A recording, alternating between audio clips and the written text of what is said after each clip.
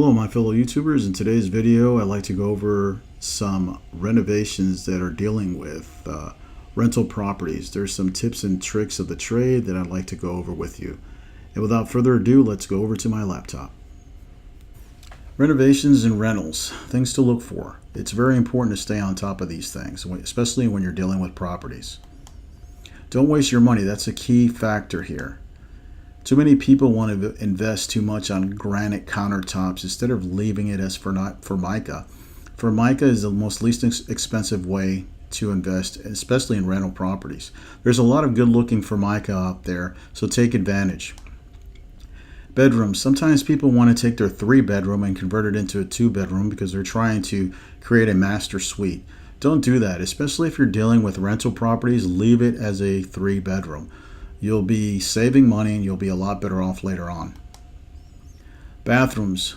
Don't get too extravagant on the bathrooms. Keep it simple. Remember, we're dealing with a rental property. Keep it simple so you don't put too much expenses into the property. A contractor. Don't give the contractor all your money. I've seen this often too much. People give their money away to the contractor instead of giving him money for materials and money for labor. That's the best way, I believe, to deal with contractors.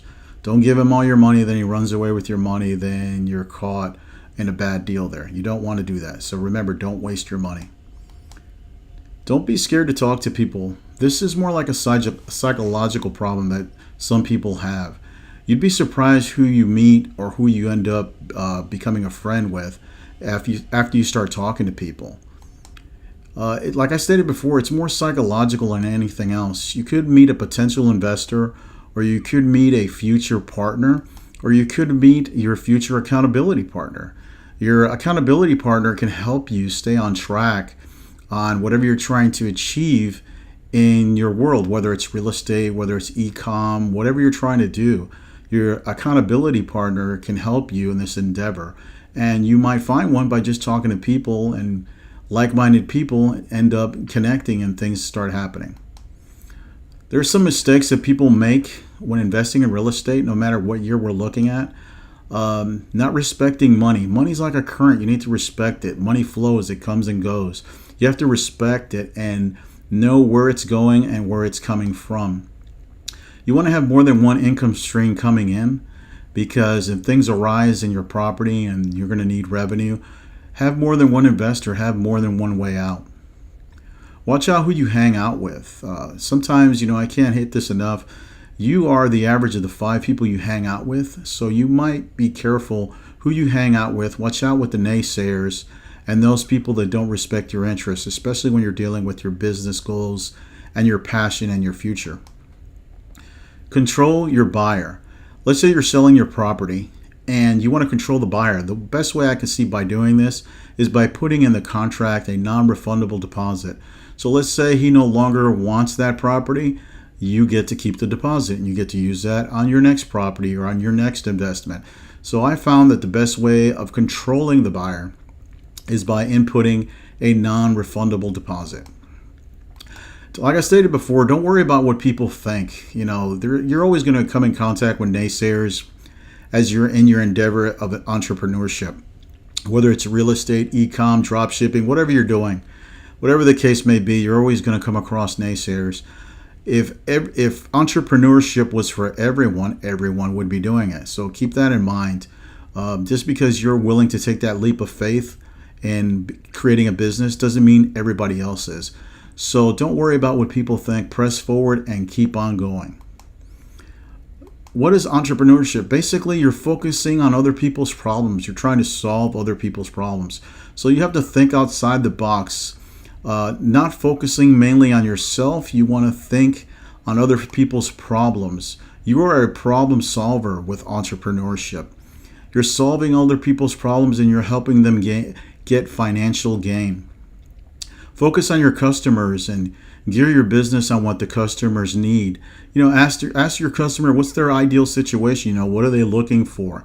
So that way you can address that issue and focus it and apply it and adapt it to your business.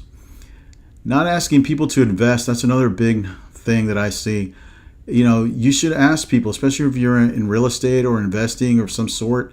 you should ask people to be your potential private investor. Banks are going to have you go into contracts, and a private investor will too, but the flexibility that is provided with private investors outweighs the bank. The bank, once they put it in writing, it's concrete. It's not going to go anywhere.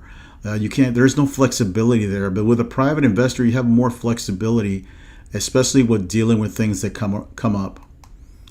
If you acquire a property and it's in an earthquake zone, such as California and places like that, you want to do an earth inspection, and you should have some sort of checklist established. You want to check the yard and find out is there a fault line that goes through here? You want to ask the question, when was the last major earthquake that occurred in the area? Was it a week ago, a month ago, 5 years ago? You want to look for settling or sliding land. The house, you want to see if the house is leaning or the doors are sticking.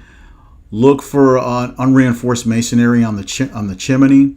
Look for cracks in the foundation. You want to know all this in advance, especially when you're dealing with properties, because you're going to be paying out of pocket to fix any of these things. So if you catch these problems ahead of time, you can avoid a headache later on. Here's a summary of items for your inspection kit when you're going to inspect properties that I believe are very helpful. Have old cloths, non-slippery shoes and gloves, an extension ladder with binoculars, flashlight and a level, a knife or an ice pick, a can of insecticide. You'd be surprised how many crispy critters are there hanging out when you're doing your inspection of the property. A tape measure, a clean, empty jar. Let's say you find some insect and you're not sure what it is. You might believe it's a termite. So that's where the empty jar would help, for you could capture it and get it inspected to see if that home has termites. Always have a pen or a pencil and a notepad available. Know the city building code. Let's say you have a specific question on the code. Know the codes that apply to that particular property ahead of time, so that way you can address it. If you see something in error, you can address it before you jump in any real estate endeavor. I thank you for watching, and I hope that you enjoyed this video. If you like this video, please don't forget to hit the like button below, and please don't forget to subscribe, so every time I create these videos and future videos, you'll be notified immediately. Also, if you're looking to make money online, you can click my link below for my #1 choice for making money online. And if you're looking to make money with real estate, reach out to my friends at Coast to Coast Capital Partners. I'll have their link placed in the description below. I thank you for watching, and we'll see you on the next video.